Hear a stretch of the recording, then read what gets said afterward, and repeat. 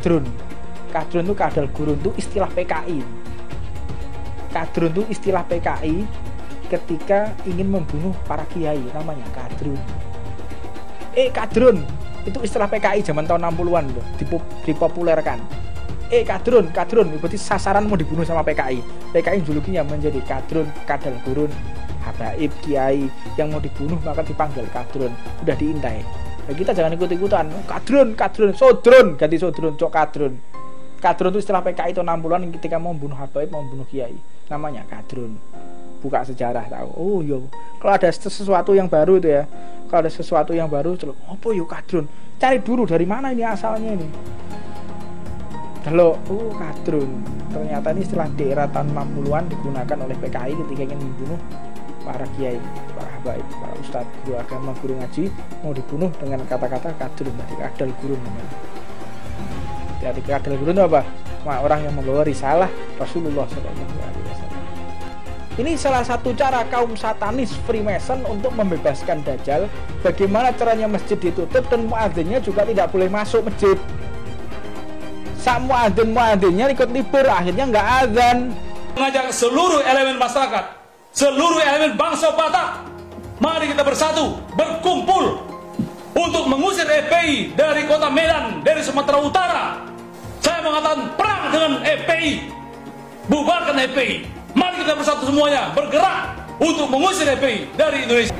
Pelaku adalah oknum yang mengatasnamakan organisasi tertentu yang tidak mewakili agama tertentu. Jadi, merasa tersakiti jika ada upaya untuk menutup front pembela Islam, harus berpikir panjang, berpikir bijak. Juga dilakukan oleh oknum yang mengatasnamakan agama, melakukan suatu persekusi. Tekankan sama kau, ya, kau coba-coba bermain rasis, radikal, saya akan pimpin bangsa Batak. Oknum-oknum ormas dari ormas yang sudah terlarang. Spontanitas ini adalah memperlihatkan bahwa ini Indonesia, bukan negara agama. Ya, ini yang mau kita sampaikan. Oh, jangan macam-macam. Ini bukan negara mayoritas. Alasan Bapak apa alasan Bapak? Tidak ada ormas yang bisa menolak. Bukan menggeledah. Tidak rahasia ini. Ini yang nggak benar. Ini yang nggak benar. Berarti memancing perperangan. Oh, nggak boleh. Allahu Akbar. Lu Islam bukan? Ya udah takbir. Kok buat apa? Corona datang, musibah-musibah datang, tiada lain dan tiada bukan, saudara. Pasti kesalahan ini ada kaitannya. Apa kaitannya? Karena Habib Rizik tidak boleh kembali ke tanah air. Allah Ta'ala murka dan Allah kirimkan corona ke Indonesia, saudara. Allah Ta'ala tidak tinggal diam, saudara sekalian. Dikirimkan balak demi balak, saudara. Innalillah wa inna ilaihi raji'un. Gempa di mana-mana, longsor di mana-mana, banjir di mana. Saya soal orang yang merancang kejahatan, biarlah Allah yang akan bertindak terhadap dia. Makanya saya dalam menjawab di pengadilan, kalau kalian menjolimi saya, maka Allah akan mempermalukan kalian satu persatu. Kita percaya salib itu lambang mulia, bukan jin. Kok ketawa? Aku gak nyindir siapa-siapa loh. Karena di salib itu ada jin kafir. Karena di salib itu ada jin kafir. Karena di salib itu ada jin kafir. Haleluya. Tonton yang kami hormati, sebelum video ini dimulai, klik dulu tombol subscribe dan jangan lupa nyalakan loncengnya supaya kalian mendapatkan notifikasi setiap kali saya upload video. Tekan tombol subscribe itu gratis, tinggal diklik, saya tungguin. 3, 2, 1. Selamat, Anda sudah bergabung dengan channel ini dan terima kasih sudah support di channel ini. Thank you. Hai semua, dengan saya Jonas Leong. Terima kasih banyak buat kalian penonton setia yang selalu menonton di channel ini. Saya secara personal sangat menghargai waktu kalian. Dan saya sudah menganggap kalian sebagai family karena kalian selalu support di channel ini. Bagi kalian yang selalu menuliskan opini kalian di kolom komen, saya baca komen kalian satu persatu. Saya baca komen kalian untuk mengetahui opini kalian, tanggapan kalian, dan masukan kalian sangat berguna untuk video selanjutnya. Terima kasih banyak buat kalian yang selalu menekan tombol like di awal video. Video seperti ini membutuhkan waktu dan juga research. Dan ini semua gratis untuk kalian. Jadi pastikan kalian menekan tombol like-nya supaya saya mengetahui kalian menyukai konten yang saya bagikan. Buat kalian yang ingin mencoba bermain saham, silahkan tekan link di kolom. Bagaimana detik-detik akhir zaman ini di dalam kitabnya Asratu Alamatis Sa'ah, 10 perkara yang tanda-tanda hari kiamat, diantaranya adalah wafatnya Rasulullah 1400 tahun 1500 tahun yang lalu. Itu sudah tanda besar hari kiamat. Dan bagaimana Dajjal itu? Dajjal itu pernah ditemui oleh salah satu sahabat Rasulullah SAW. Ketika beliau terombang-ambing di dalam satu pulau, kalau mungkin pulau terkenal namanya Pulau Segitiga Bermuda. Disitulah tempat tinggalnya Dajjal. Nah, mungkin di daerah Siberia atau mungkin di daerah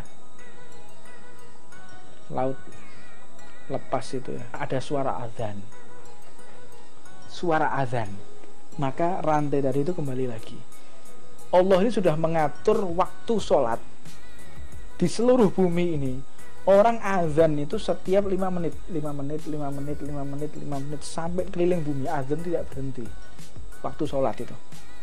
Makanya jangan kita menyepikan masjid dari azan. Masjid ditutup, ya tidak apa-apa ditutup karena ada wabah, tapi muadzinnya jangan ikut libur. Muadzinnya jangan ikut libur untuk tidak azan. Anda telah membuka peluang agar rantai ini akan semakin cepat terputusnya, akhirnya Dajjal keluar. Ini salah satu cara kaum satanis Freemason untuk membebaskan Dajjal.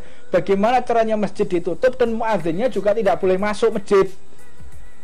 Saat muadzinnya ikut libur, akhirnya nggak azan.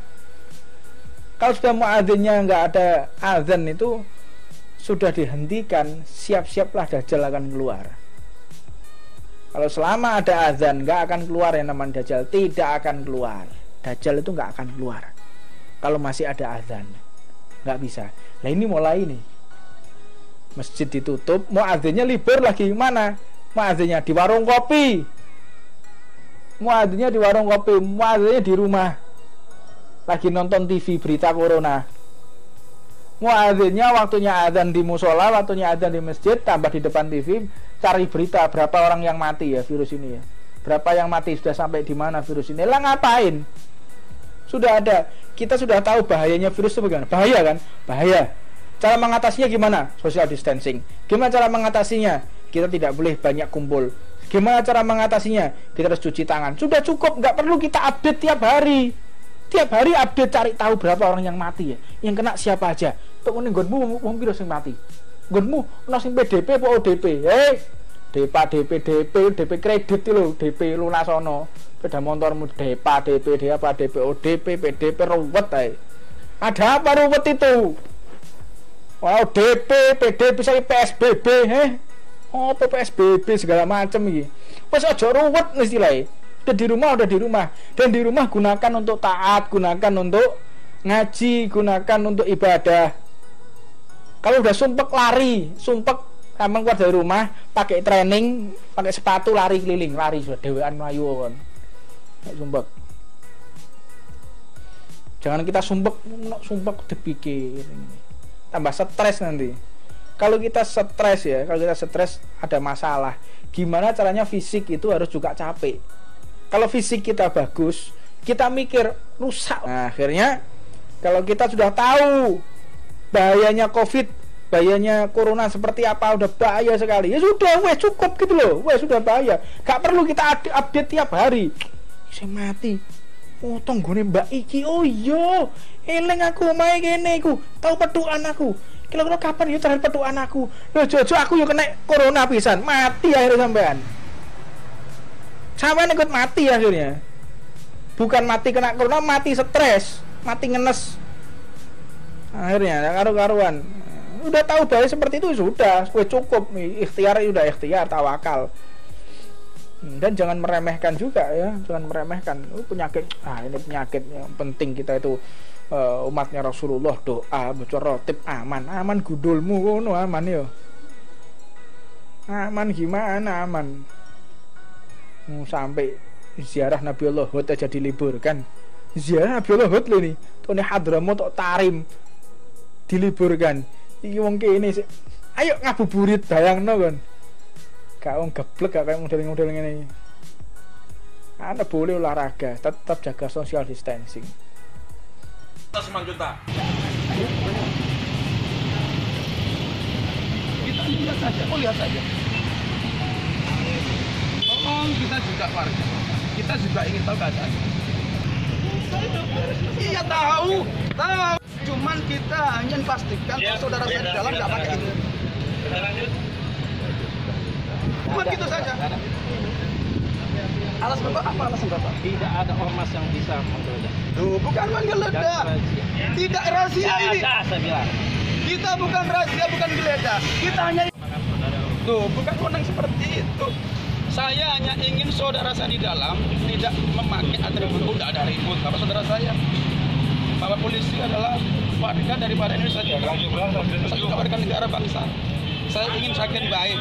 Kalau nanti sampai di dalam ada seperti itu, ya nanti ormas sudah nggak terima, repot nanti makanya. Loh jangan, ini yang nggak bener, ini yang nggak bener, berarti memancing perperangan. Oh nggak boleh, makanya saya yang lihat informasi semuanya. Oh Sragen juga nggak ada seperti itu.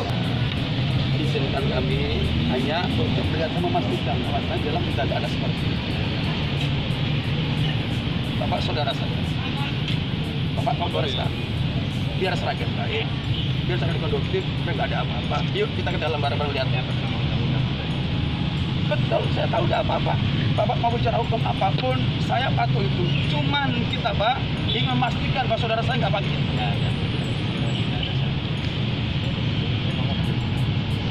Saya juga senyum. Oh, kita saudara kok. Ngapain kita harus bertengkar? Kok sama-sama kita harus jaga bangsa ini kok. Kenapa harus bertengkar? Tidak perlu. Kita saudara kok.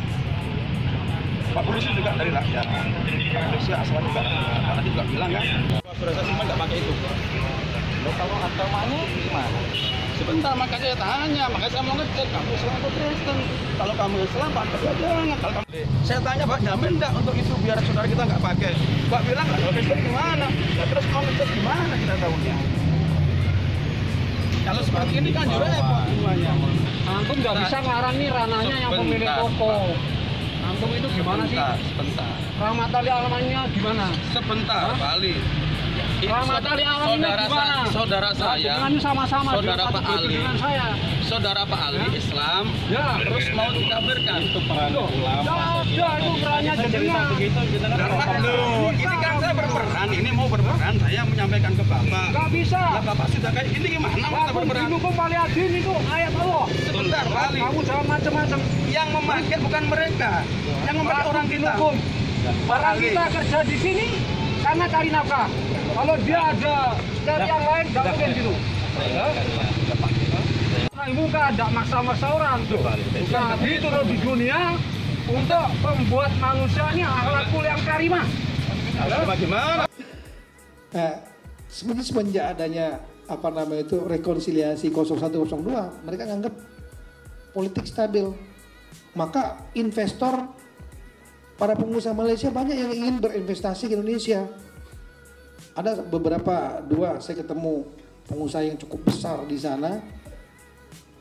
Saya tanya, kenapa dia mendekati saya, kita mau berinvestasi Indonesia. Saya bilang, kenapa nggak di Malaysia aja? Wah Pak ya, politik masih nggak stabil nih. Nanti yang menang siapa kita nggak ngerti nih. Namun apa hendak dikata, kenyataannya berkata lain dan rasa kecewa tak dapat dihindari. Prabowo yang menjadi harapan mereka kalah dalam persaingan Pilpres 2019. Dan janji Prabowo yang ingin memulangkan Imam Besar Rizik Syihab menjadi tanda tanya besar di benak mereka. Terlebih lagi, manuver politik Prabowo yang ingin masuk ke dalam koalisi pemerintah membuat kekecewaan mereka semakin mendalam. Prabowo, artinya kami jalan terus. Prabowo sudah sampai tujuan mungkin karena sudah selesai dianggap. Jadi kalau kami tetap berjuang. Mengenai kepulangan Rizik sendiri, menurut Ketua Presidium Alumni 212 Slamet Ma'arif, karena adanya pencekalan dari pihak Indonesia sehingga Habib Rizik tidak dapat pulang ke tanah air. Dan tidak diketahui sampai kapan Imam Besar FPI itu akan berada terus di negara Arab Saudi. Bahwa itu bukan hoak, itu bukan bohong, itu bukan rekayasa, itu bukan untuk opini tidak, tapi memang betul-betul valid, ada buktinya beliau memang dicekal mamnu syafar dari Arab. Politik yang bersifat dinamis memang selalu tidak dapat ditebak. Seperti halnya yang dikatakan oleh Kepala Staf Kepresidenan Muldoko. Dalam keterangannya, Muldoko menyebut keberadaan koalisi partai politik sangatlah dinamis dan selalu mencari keseimbangan baru. Ternyata ya politik begitulah, itu maksudnya begitu. Tidak ada sesuatu yang permanen, semuanya sangat dinamik dan selalu mencari keseimbangan baru. Nah itu udah rumus politik seperti itu. Hal itu ditunjukkan oleh sikap Presiden Jokowi dalam pidatonya di rapat pleno terbuka penetapan pasangan calon presiden dan wakil presiden terpilih pemilu 2019. Dalam pidatonya, Presiden Jokowi mengajak kepada lawan politiknya saat itu untuk bersama-sama membangun bangsa, serta mengajak kepada seluruh rakyat Indonesia untuk melupakan perbedaan pilihan politik saat Pilpres 2019. Saya mengajak Pak Prabowo Subianto dan Pak Sandiaga Uno untuk bersama-sama membangun negara ini. Saya mengajak seluruh rakyat Indonesia untuk melupakan perbedaan pilihan politik yang sempat membelah kita. Kita harus bersatu kembali menjadi Indonesia. Ayo like video ini dan tekan tombol loncengnya untuk menunjukkan kalian suka dengan konten yang kau bagikan.